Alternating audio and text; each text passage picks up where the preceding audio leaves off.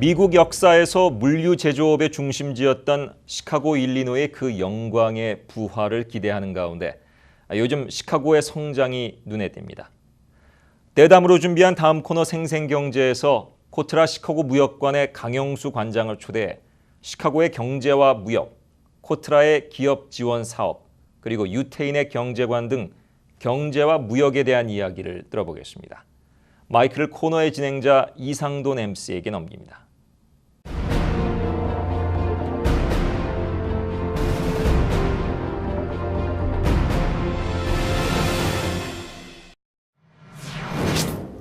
안녕하십니까? 생생경제의 이상돈입니다.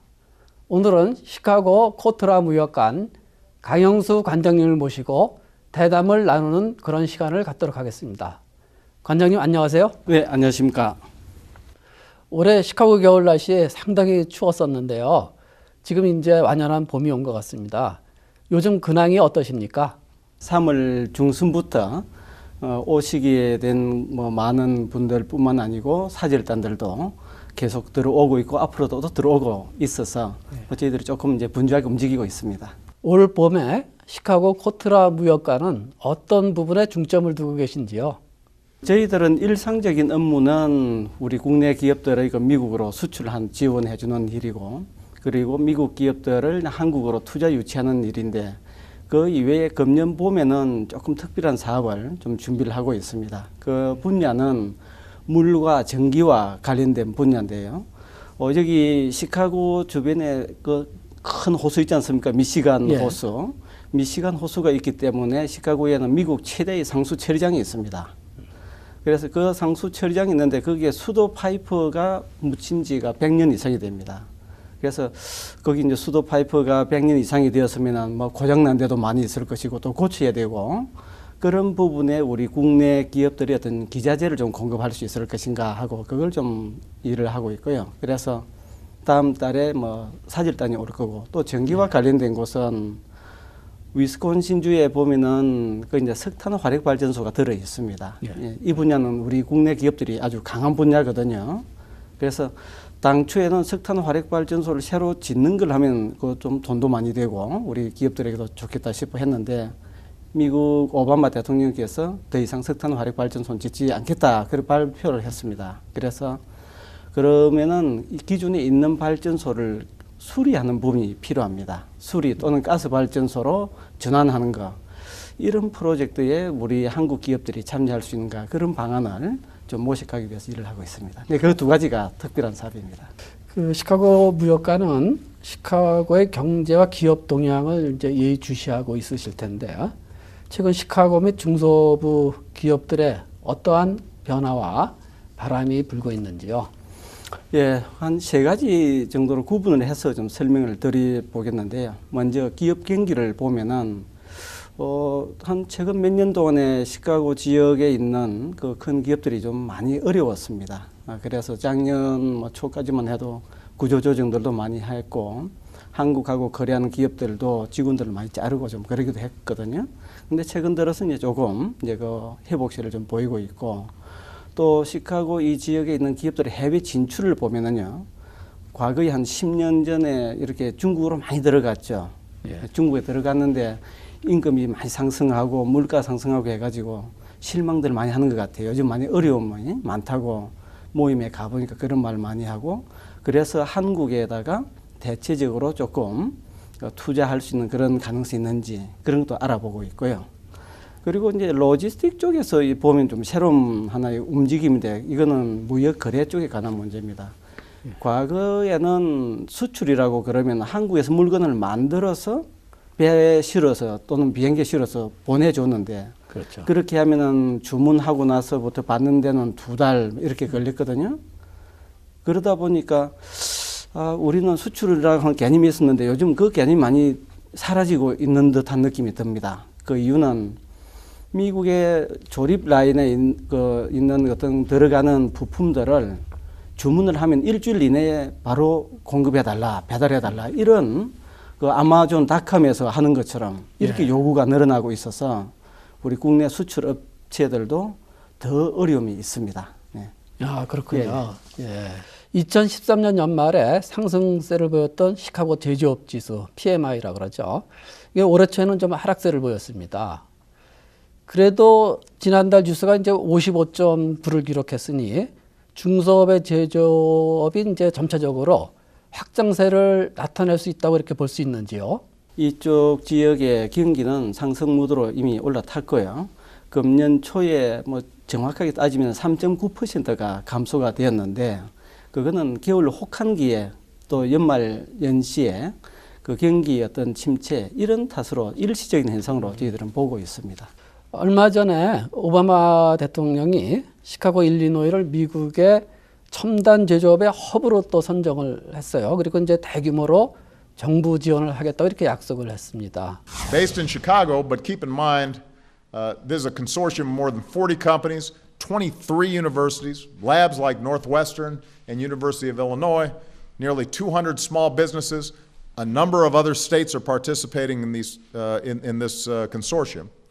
It's funded by a $70 million award led by the Defense Department, but the state and its businesses raised $250 million in private funding commitments to help win this bid and make it happen. 시카고가 이제 그렇게 되면 이제 물류 제조업의 부활을 꿈꾸게 되는데 관장님은 어떻게 전망하십니까? 여기 이제 시카고 지역의 경기가 일단은 그 회복세로 돌아섰다는 이제 그 일맥상통하는데요. 여기 시카고 지역의 경기가 회복은 뭐 전통 산업이든 뭐 첨단 산업이든 제조업이 활발하게 돌아가면은 물류 산업은 자동적으로 상승하게 돼 있습니다. 그리고 시카고 시청에서도 이제 뭐 기업 그리고 연구소, 대학 이렇게 다 함께 모아서 이 도시를 디지털 첨단 도시로 만들어 보겠다. 그런 그 목표를 가지고 지금 많은 일들이 진행이 되고 있습니다. 특히 지난해 임마누엘 시장이 시카고를 서울과 같은 도시로 만들겠다. 뭐 이렇게 발표를 했었거든요. 저희들은 굉장히 저게 무슨 뜻인지 무역관에서는 밀접하게 그 모니터링을 했습니다. 그래서 지난주에도 이제 처음으로 시카고 시장실에 가가지고 그 이제 담당하는 프로젝트 담당하는 팀들하고 만나 협의를 했습니다. 그게 무슨 뜻이고 어떤 프로젝트들이 진행이 되고 있는지. 거기 가기 전에 이제 우리나라에서 이미 한번 실시한 그 내용이 있는데 그거 내용은 광교에 신도시가 들어섰지 않습니까? 예. 네, 거기에는 첨단 디지털 도시화 이렇게 만들어 놨습니다. 그래서 그런 자료들을 제시해 주면서 여기 시카고에서 앞으로 이런 도시를 만들면 한국 기업들도 경험이 있으니까 참여할 수 있도록 서로 정보 교류를 하자 그렇게 했습니다. 예. 네. 시카고가 한국과 그 무역 또는 이제 경제적으로 교류하기에 어떤 장점이 있는 것인가요? 시카고 하면은 우선 물류의 중심지로 이렇게 그 모든 기반이 다 닦여져 있죠. 첫 번째는 미국에서 가장 바쁜 공항인 그 오히어 공항이 그 항공 물류를 이용하게 하고 그리고 일반 승객들이 오고 가고 하기가 편리하게 갖추어져 있고요. 그리고 화물 운송, 내륙에서 기차로 동부로 서부로 중부 내륙으로 들어갈 수 있는 그런 그 물류 중심지이기 때문에 우선 우리 한국에서 제조품을 보낼 때에 그 부분이 아주 편리합니다.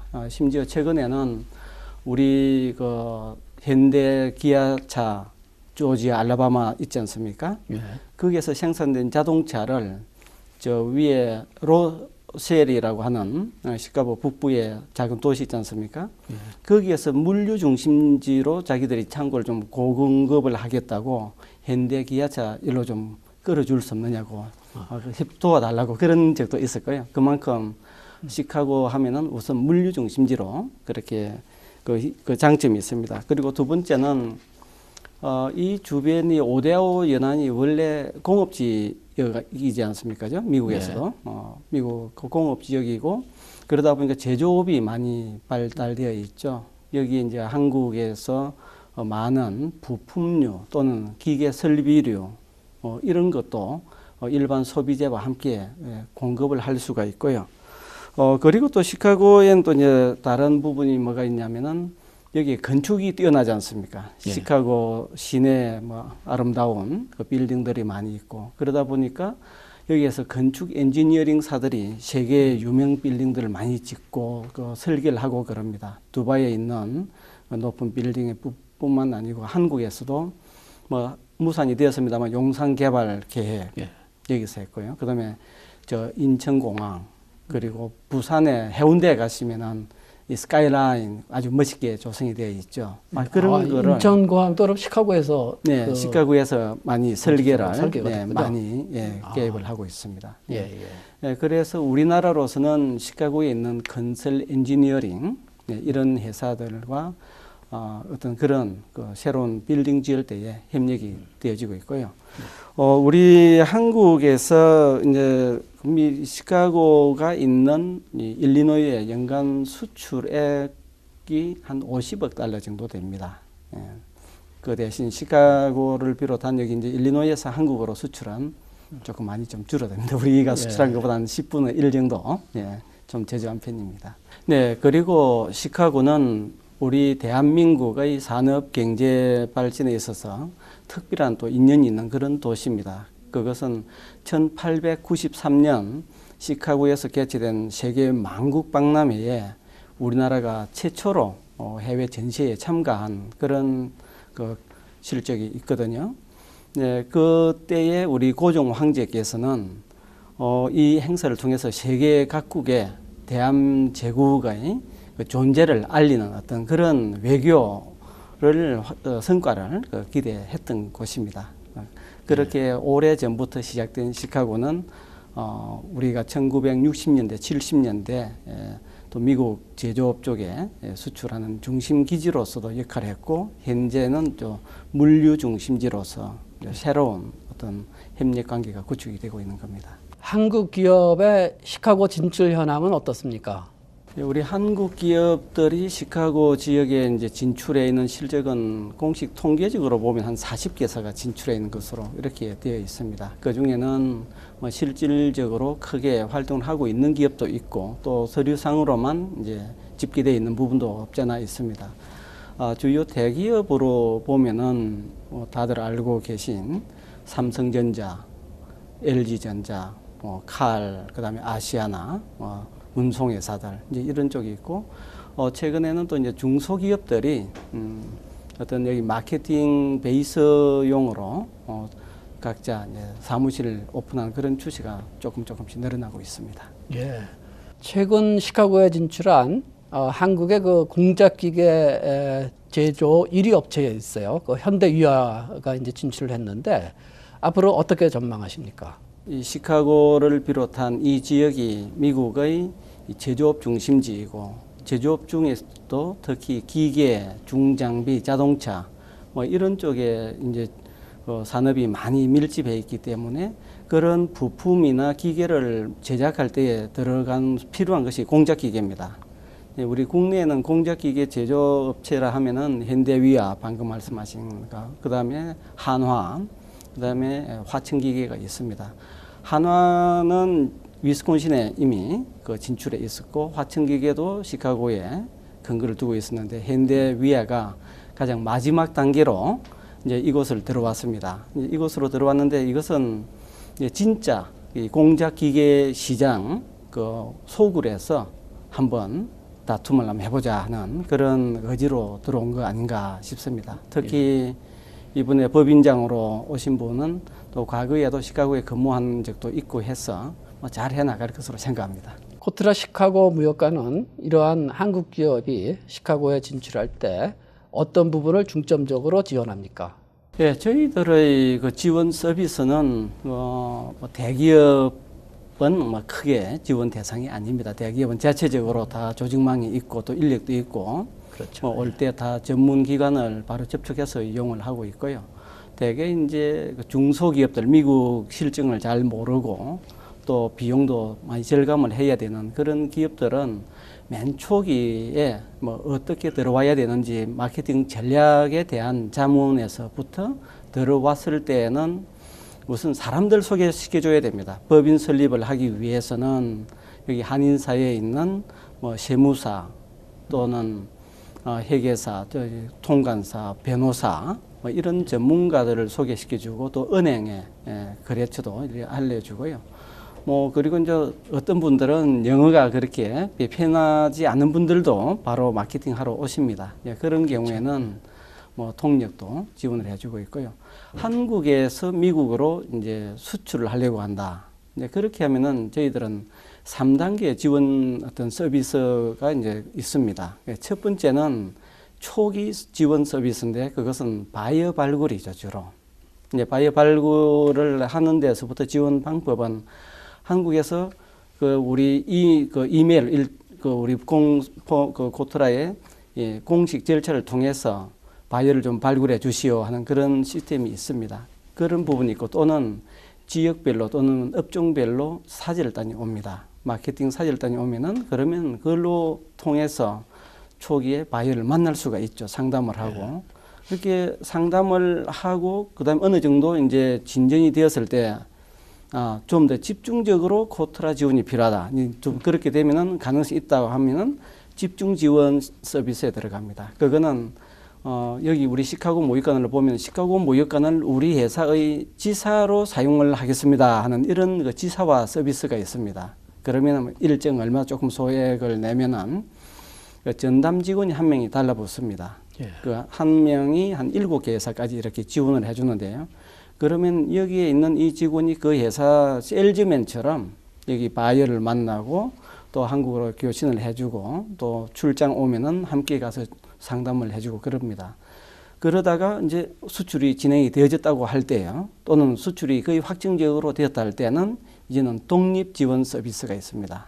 이제 그것이 우리 여기 샴버그에 있는데 비즈니스 인큐베이터라는 곳에서 사무실 공간을 제공해주고 그런 일을 맡고 있습니다. 네.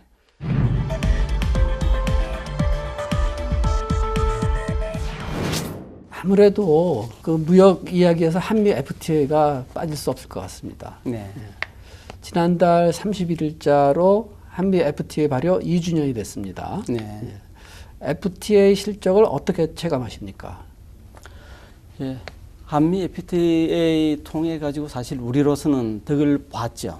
예, 우선 지난 2011년부터 2013년까지 연도 기준으로 그냥 간단하게 계산을 하면은 우리 수출은 한 9.8% 늘었습니다. 미국으로 수출이 9.8% 늘었고 그리고 FTA 어떤 수입 품목은 거의 한 30%가 2년 사이에 늘었습니다.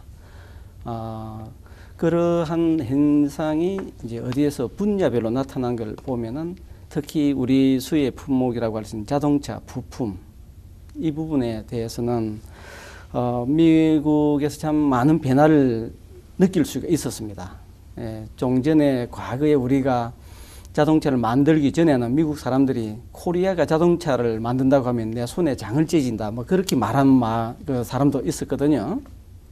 그렇게 있었는데 우리가 자동차를 만들어서 미국으로 수출할 때만 해도 별로 몰랐는데 현대차, 기아차가 미국에 들어와서 또 조립을 해가지고 현지에서 많이 판매하고 또 우리 자동차 산업이 전반적으로 크게 성장하니까 이제는 그 콧대 높던 미국에 있는 빅3라든지 또는 미국에 진출해 있는 일본계 자동차 회사 또 독일 심지어 독일계 자동차 회사들도 코리안 어떤 오토파츠 이거 좀 수입을 할 수 있느냐 또 어떤 회사가 어떤 제품을 만들고 있느냐 관심을 보이기도 하고 또 집중적인 어떤 별도의 상담에도 열고 그러고 있습니다. 참 많은 변화를 느꼈고요.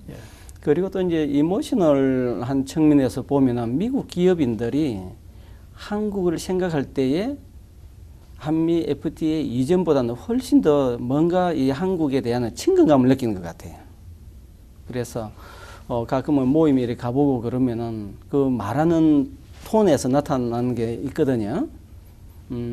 그 FTA가 없었으면은 모든 수출을 하더라도 관세선을 통과하고 세금을 내고 뭐 이렇게 해야 되는데 세금 무관세 통과 뭐 이런 데에서 아주 친근감을 느낀 걸 좀 읽을 수가 있었습니다. 예, 네. 아주 그 좋은 말씀 잘 들었고요. 네.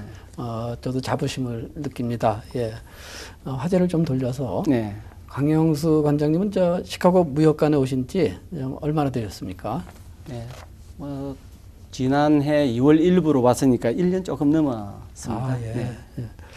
근데 이제 지난해 시카고 한인문화회관에서 유태인에 대해서 강의를 하신 것이 이제 화제가 됐었는데, 아, 네. 예, 이스라엘 쪽과 어떤 그 연고가 있으신가요?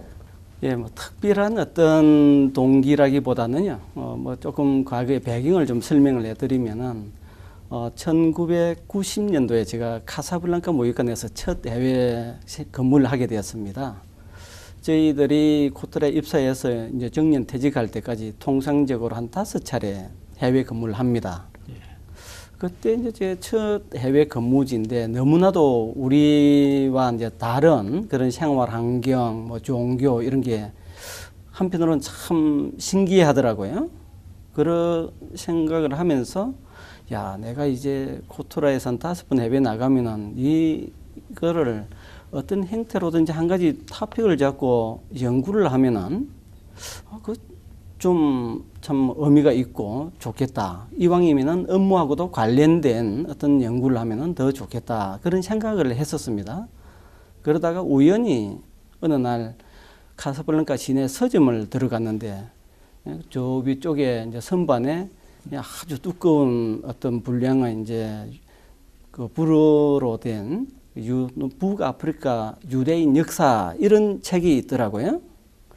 뭔가 좀 호기심이 좀 발동이 되는 거예요. 저 책을 한번 보면은 유대인의 뿐만 아니라 상식이 좀 늘겠다 해가지고 그걸 한 권씩 한 장씩 한 장씩 보면서 유대인 세계의 그 깊은 우물 속으로 계속 끌려 들어가는 것 같았어요. 예. 그렇게 이제 해가지고 한 책을 좀 많이 모아서 또 읽어봤죠. 그러다가 93년도에 이제 귀국을 했습니다. 본사로. 귀국을 하니까 이스라엘과 팔레스타인이 평화협정을 체결하는 거예요. 그 평화협정 가만히 보니까 우리가 텔아비브에 무역관이 없는데 이렇게 되면 텔아비브에 무역관이 열려야 되겠다. 아, 그러면 제가 유대인에 대해서 관심이 있고 이미 책을 읽고 했으니까 그러면 좀 더 본격적으로 시작을 하자. 이렇게 해가지고 좀 당돌하게 회사 경영진에게 건의를 했습니다. 저를 좀 이스라엘로 보내주시오. 왜? 우리 텔아비브에 무역관 열기 전에 먼저 문화를 좀 익히고 들어가는 게 낫지 않겠습니까? 네, 그렇게 해가지고 제안을 했더니 회사에서 소문이 돕니다. 강영수가 좀 이상한 거 아니냐? 코트라가 신학대학이냐? 왜 갑자기 뜬금없이 히브리어를 배운다는 거냐? 막 그런 말이 나돌고 그랬어요. 그런 여론 나오면 안 좋거든요. 그래서 이제 대짜 만났죠. 이제 실패하고 그래도 또 다시 그 다음에 또 재수 또 했습니다. 다시 또 이제 똑같이 한 번 더 사장님한테 가서 이렇게 제체해서 이렇게 필요하다고 생각합니다. 무역관 열기 전에 한 번 좀 보내주시오. 가상하게 생각하셨는지 오케이 났어요.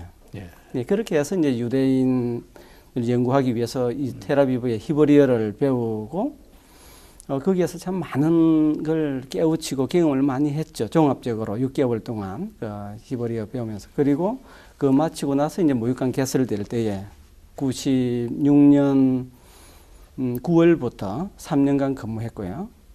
그리고 이제 다시 이제 들어왔을 때는 이제 책을 한 권 냈죠. 그 유대인 5,000년사 해가지고 이제 관심 있는 분야별로 이제 그 책을 한 권 냈고 그러다 보니까 그게 화근이 돼가지고 2002년도에 또 나가라는 거예요. 그때는 사실 막 전쟁통이었거든요. 팔레스타인하고 맨날 폭탄 터지고.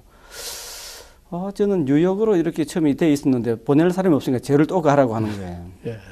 할 수 없이 갔죠. 이제 제가 했으니까. 그때 집사람하고 가족들한테 욕 많이 먹었습니다. 쓸데없는 짓 해가지고 전쟁통에 또 다시 간다고.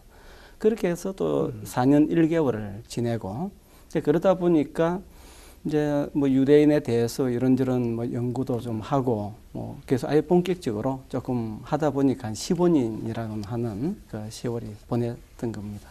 아, 예. 그러시군요. 예. 미국을 움직인다고도 얘기하는 유태인들의 민족적, 인상적인 특징은 무엇인지요? 미국에 한 5,600만 명의 유대인들이 살고 있죠. 네, 살고 있는데 유대인들을 말을 할 때 참 혈통적으로 한 파트로 딱 말씀드리기는 어렵습니다. 그만큼 그 혼혈이 많고 또 지역별로 그 출신 지역별로 문화권이나 사고방식이 조금씩 다른 부분이 있거든요. 그랬는데 이제 공통점 하나로 미국에 있는 사람들의 그 유대인들의 그 공통점을 하다 지적해 보면은 종교, 혈통 이런 쪽으로는 다소 좀 나눠집니다. 그런데 이스라엘 안보에 대해서는 일치 단계랍니다. 그 한 5,600만 명의 유대인 중에는 제가 보기에는 이스라엘 홍보 대사들도 꽤 많은 것 같아요. 예, 그 정도로 이스라엘이 일단 존재하고 외부 위협으로부터 방지돼야 된다.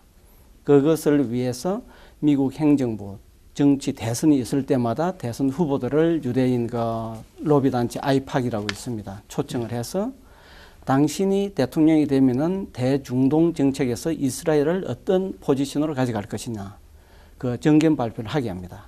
그래가지고 친이스라엘 이렇게 나오면은 그걸로 지원을 해주고 그렇지 않으면 반대하고 막 그러는데 그러한 그 이스라엘 안보를 위해서 노력하는 것은 과거 2차 대전 때 자신들의 쓰라린 경험 때문에 그렇습니다. 히틀러가 유럽에 있는 유대인들을 다 학살하려고 할 때에 위험은 다가오는데 도망을 가려고 해도 도망을 갈 곳이 없었습니다. 모든 나라들이 유대인들이 도는 것은 문을 다 닫아 버렸어요. 그래서 지금 이 사람들은 세계 어느 나라에서도 미래에 어떤 일이 일어날지 모른다는 생각이 뇌리에 박히고 그러려면 무슨 일이 있을 때는 이스라엘로 탈출할 수 있는 그러한 보험은 드러나야 된다 하는 생각이 공통적인 것 같아요. 유태인의 경제관도 주목할 만하다는 그런 말을 들었는데요. 네, 유대인 경제관 하면은 우리 뭐 많은 사람들이 유대인 하면 유대상인 뭐 또는 그 사람들이 그 어떤 식으로 돈에 집착을 하느냐 뭐 이런 식으로 많이 좀 연기된 부분도 있지 않습니까? 예, 고리대금 뭐 이런 부분도 있고 막 그랬는데 우선 유대인들의 경제관 하면 제가 보기에는 굉장히 현실적인 어떤 경제관을 가지고 있다. 저는 그렇게 평가를 하고 있습니다. 우리나라는 뭐 역사에서 나오는 그 어떤 표현 보면은 뭐 황금 보기를 돌같이 하라. 뭐 그리고 돈을 조금 멀리 하면은 좀 더 어떤 선비 정신, 좀 더 도도한 어떤 인간의 삶의 자세, 좀 이런 식으로 조금 그런 뉘앙스 있고 좀 그렇지 않습니까? 그랬는데 유대인들은 태어나서부터 어렸을 때부터 돈의 중요성을 강조하고 있습니다. 그래서 탈무드의 이런 그 표현도 보면은 가난은 네가 이 지구를 어깨에 짊어지고 있는 그 무게보다도 더 강하다 이런 식으로 가르치는 그 방식입니다. 그러니까 가난해서는 안 된다는 것이죠. 그런 그 이제 이 가난해서는 안 된다. 일단 돈은 모아야 된다 하는 게 어려서부터 교육이 되어지고 하니까 뭐 간혹 유대인들을 돈 계산할 때에 너무 철두철미하다. 뭐 그런 말을 갖다 듣고 그러는데 이런 게 다 연계가 되어 있지 않느냐 싶습니다. 예. 그렇군요. 예. 참 저희들도 이제 배울 점이 많이 있겠습니다. 예. 이스라엘에서 적지 않은 시간을 보내시면서 유태인들만의 그 비즈니스 관행을 많이 보셨을 텐데요. 그들만의 어떤 그 거래할 때 볼 수 있는 특징 한 가지만 소개해 줄 수 있으십니까? 유대인들 제가 보면은 진짜 뭐 말로 놔두는 유대상인 헛말이 아니구나 하는 거를 많이 느끼고 또 저도 이야기 직접 들었고 그러면은 야 저렇게도 장사를 하는 거구나 하는 그런 생각을 할 경우가 참 들어 있었습니다. 그래서 저는 유대인들의 어떤 상술 어떤 그것을 한 가지 어떤 비유를 해보면은 푸른 하늘에 떠 있는 흰 구름을 두 손으로 이렇게 긁어 모아서 그것을 쥐어 짜서 비를 만들어내는 기술. 저는 그렇게 이야기를 하고 싶어요. 보통 비가 오려면은 먹구름이 있어야 뭐 손으로 쥐어 짜더라도 그렇죠. 나올 거 아닙니까? 근데 흰 구름은 솜털 구름이라 그럼 그거 안 나오잖아요. 근데 그거를 여기저기 있는 거 다 모아가지고 이것을 쥐어 짜서 비를 만들어내는 능력을 갖다가 진짜 근데 그 발견을 하고 했습니다. 한 번은 제가 90년대 말이죠. 그때 이제 텔아비브 무역관에 근무할 때에 그 당시 이제 이스라엘에서는 스타트업 컴퍼니들이 참 많이 그 융성했습니다. 지금 나스닥에도 많이 진출했는데 한 친구가 와서 한국 기업에 뭔가 자기가 물건을 팔겠다는데 자기 기업 구성이 제대로 안 돼 있는 상태에서 시장부터 먼저 찾아요.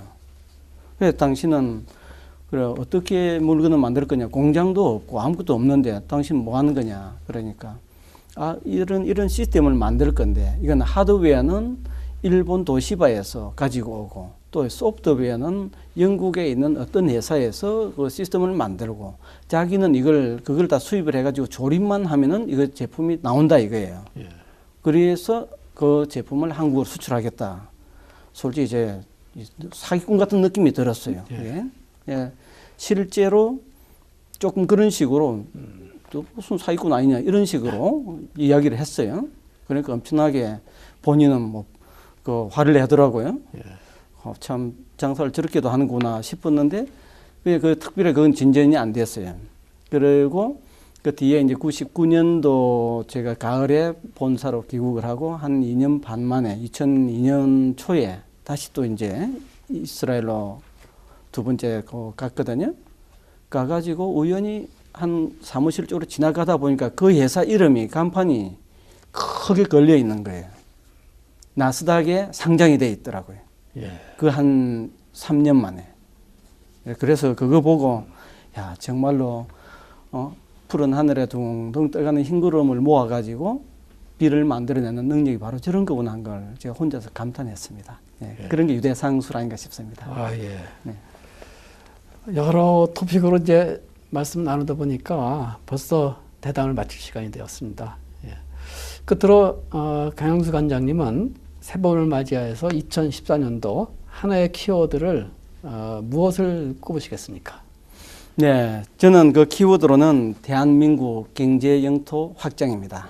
네, 항상 저는 코트라에서 본사나 해외에서나 근무할 때 제 임무는 대한민국의 경제 영토를 확장하는데 일조를 하는 것이다. 그 이유는 지금 물리적으로는 전쟁을 할 수 없지 않습니까? 그죠? 그리고 글로벌 비즈니스 현장은 정말로 총성 없는 전쟁터입니다. 예, 그런 속에서 우리가 땅을 갖다가 더 확보하기 위해서 전쟁할 수 없지만은 경제 영토 우리 기업들이 자유롭게 여기에 들어와서 비록 땅은 미국 땅이고 또 땅은 러시아 땅이고 중국 땅이라도 우리 대한민국의 기업들이 대한민국의 사람들이 나가서 거기에서 비즈니스를 해서 돈을 또 벌리기도 하고 또 거기에서 또 좋은 일도 하고 또 한국 사람들도 더 일을 하고 현지에 있는 사람들도 일을 더 많이 하게 하고 그렇게 해서 개인뿐만 아니고 조국 대한민국의 발전 그리고 또 현지 파트너 국가의 발전에 기여하자는 그런 생각에서 항상 대한민국의 경제영토 확장을 저는 모토로 생각했습니다. 예. 오늘 도움 말씀 감사드립니다. 네, 감사합니다. 오늘의 생생경제는 시카고 코트라 무역관 강영수 관장님을 모시고 대담을 나누는 그런 시간을 가졌습니다. 그럼 다음 시간에 또 뵙겠습니다. 안녕히 계십시오.